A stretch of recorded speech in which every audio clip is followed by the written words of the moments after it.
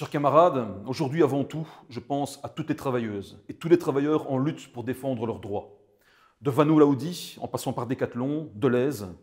Je pense aussi aux travailleuses des titres-service, aux enseignants, aux agents pénitentiaires qui seront en action ce 8 mai, aux camarades de Bipost aussi. Ils subissent tous des attaques contre leurs conditions de travail. Mais ils ne sont pas seuls. La FGTB est à leur côté. Nous luttons avec vous pour défendre vos droits et renforcer vos actions. Et ce sera plus que jamais nécessaire dans les prochains mois. L'Europe menace d'une guerre économique, avec des mesures d'austérité qui vont affecter gravement le budget des travailleuses et des travailleurs, et cela pendant plusieurs années. Cette guerre, nous allons la mener ensemble. Vous pourrez compter sur la FGTB. Nous pèserons sur les employeurs et sur les gouvernements pour défendre vos droits, que vous soyez travailleurs du secteur privé, du secteur public ou du non-marchand. Je voudrais aussi m'adresser à toutes celles et ceux qui se rendront aux urnes le 9 juin pour choisir les partis qui composeront les prochains gouvernements. Posez-vous les bonnes questions.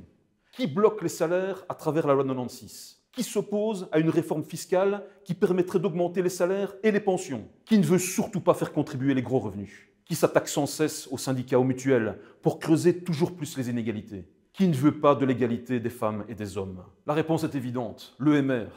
Un parti qui prétend être en plus le parti du travail. Mensonge. Son fonds de commerce, l'exploitation des travailleurs et des travailleuses pour maximiser les profits de quelques-uns. Le 1er mai, on commémore le combat pour obtenir la journée de 8 heures de travail. Des ouvriers ont été tués pour ce combat, en luttant contre l'exploitation des travailleurs, en luttant en fait contre tout ce que défend l'EMR. Ne vous laissez pas avoir. Ce n'est qu'en votant pour des partis de gauche qui osent prendre leurs responsabilités que nous parviendrons à faire bouger les lignes. Jamais en votant pour la droite, encore moins pour l'extrême droite. Mon dernier message s'adresse aux partis de gauche qui prendront leurs responsabilités pour rentrer dans des gouvernements au fédéral et en Wallonie. Battez-vous pour changer la loi de 96. Nous devons pouvoir négocier des augmentations de salaire. Ne touchez pas à l'index. Renforcez nos services publics.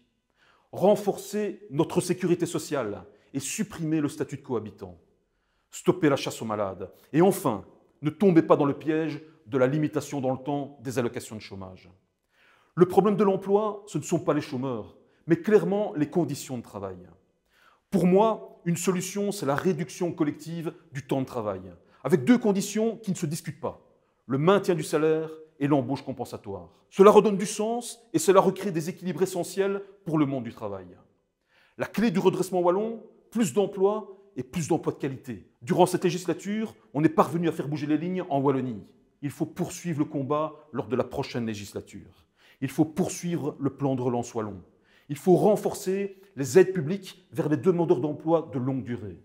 Il faut mettre l'épargne populaire au service des besoins de la région. Je pense à la création de bons d'État wallons pour sortir en partie de la dépendance vis-à-vis des marchés financiers. C'est le projet ambitieux pour lequel se bat la FGTB wallonne. Et c'est tous ensemble que nous parviendrons à l'imposer. Pour cela, il est important de soutenir nos candidates et nos candidats qui se présentent dans les prochaines semaines aux élections sociales organisées dans les entreprises. Enfin, impossible, en ce 1er mai, de ne pas évoquer la Palestine. Le peuple palestinien est massacré, des familles, des enfants meurent tous les jours. Gaza est un champ de ruines invivable.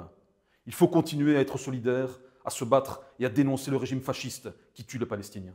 Soyons solidaires avec tous les opprimés, mes camarades. Je vous souhaite un bon 1er mai, vive le progrès social, vive les travailleurs et les travailleuses.